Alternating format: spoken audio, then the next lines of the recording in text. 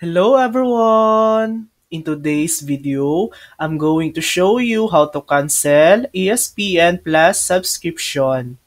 First, go to espn.com and click Login in the top right corner. Enter your email and password.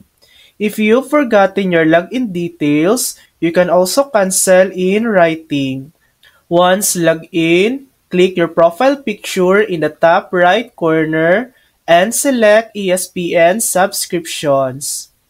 You'll be redirected to your account area. Click Manage Subscriptions, scroll to the bottom, and click Cancel Subscription. Choose Cancel Now to confirm, and you're done. Your ESPN Plus subscription has been successfully canceled.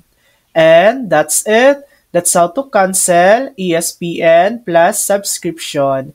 Thanks for watching. If this video helped you, please like and subscribe for more helpful tutorials.